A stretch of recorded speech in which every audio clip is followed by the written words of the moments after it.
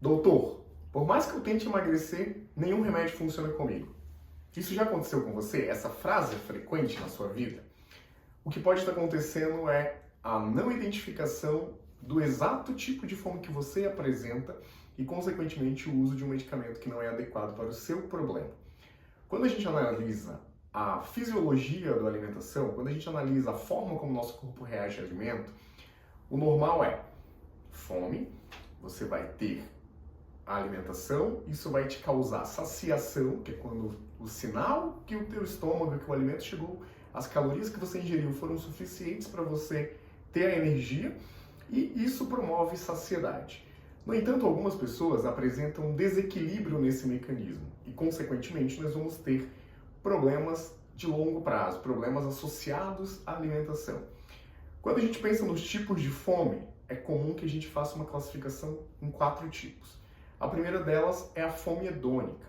Nesse cenário, a pessoa vai ter não uma fome de alimento, mas ele vai ter vontade de comer. O que acontece? É aquela pessoa que passa o dia inteiro num trabalho estressante, que passa o dia inteiro irritado. E quando ele chega em casa, ele vai comer aquele docinho porque ele merece aquele alimento. Nesse caso, é fundamental a gente atuar, quando pensamos em tratamento, em medicações, estratégias que diminuam essa vontade de comer, diminuam essa busca por essa recompensa. Não adianta você simplesmente cortar sua fome num quadro como esse, porque eventualmente você ainda vai ter, por mais que você não tenha fome, você vai ter vontade de comer. Então esse é um ponto que a gente precisa trabalhar e tratar. Muito comum e associado a esse problema de fome hedônica é o síndrome do comer noturno.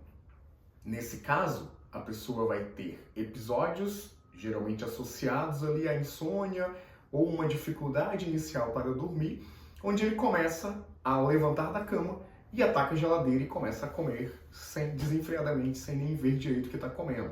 Eventualmente ele pode estar num episódio ali semi-adormecido e inclusive comer realmente sem nem se dar conta. E aí a gente vai ter um excesso de calorias ingeridas e, consequentemente, o ganho de peso com o passar do tempo.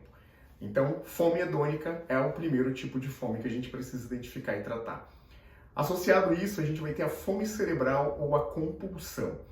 Esse já é um episódio diferente. A pessoa vai ter momentos ou episódios ao longo do dia onde ele começa a comer desenfreadamente com uma dificuldade de controlar esse apetite. E aí a gente tem, associado a esse quadro de ingestão excessiva de alimento, um remorso que vem posteriormente, um arrependimento. Meu Deus, por que eu comi todo aquele bolo? Por que eu comi todo aquele pacote de bombom? E geralmente esses episódios de compulsão vão estar associados, trazem bastante sofrimento para aquela pessoa que está passando por aqueles momentos de compulsão. Esse também é um cenário onde existem tratamentos específicos para o transtorno de compulsão. Sendo que dentro dessa fome cerebral, a gente tem o transtorno de compulsão alimentar periódico, onde vão ocorrer episódios ali de excesso de alimentação e a pessoa precisa ter uma alimentação excessiva, comer exageradamente até passar mal. Ele vai comer escondido e depois disso ele vai sentir ali um remorso, vai sentir tristeza, vai ter um sentimento negativo relacionado àquele episódio de compulsão. E isso acontece pelo menos uma vez por semana nas últimas 3 meses, para a gente pensar ali no transtorno de compulsão alimentar. Também requer um tratamento específico, por exemplo, um medicamento muito comum que a gente consegue utilizar nesses casos é o Venlafaxine, um remédio que é utilizado por TDAH, mas que atua muito bem na região do cérebro que é causadora dessa compulsão alimentar. Também é fundamental a gente identificar os quadros de distúrbio de saciedade. Esse sim é aquela pessoa que tem uma fome exagerada. Então ele vai chegar ali na churrascaria e vai comer sem parar. É aquela pessoa que não consegue parar de comer, mas não no episódio compulsivo, ele simplesmente tem muita fome mesmo. Geralmente, esse episódio, esse paciente, ele vai estar associado a um esvaziamento gástrico muito rápido, então o alimento chega no estômago e já vai embora. Então não há um sinal ali para o teu cérebro para dizer que você está com um alimento, que você está saciado. Então esse é um paciente que ele vai ter muita fome mesmo, ele come exageradamente. Consequentemente, por essa demora ali entre o corpo identificar que ele já está saciado e o sinalzinho para mandar ali para você parar de comer, ele acaba ingerindo muita comida e, consequentemente, ele vai ter um excesso de peso pelo excesso de calorias ingeridas. Então, nesse caso específico, aí a gente tem um benefício muito interessante quando a gente pensa na utilização, por exemplo, do Ozempic, da tirzepatida, desses medicamentos que diminuem a fome de fato e também diminuem o esvaziamento gástrico. Então o alimento fica por mais tempo ali no estômago e, consequentemente, esse sinal para o cérebro ele começa a ocorrer de forma mais eficiente e aquela pessoa tem uma redução dessa fome excessiva. E assim a gente consegue fazer a restrição calórica e a perda de peso. E por fim, pensando nessas características ali da fome, a gente tem o paciente que tem o slow burn.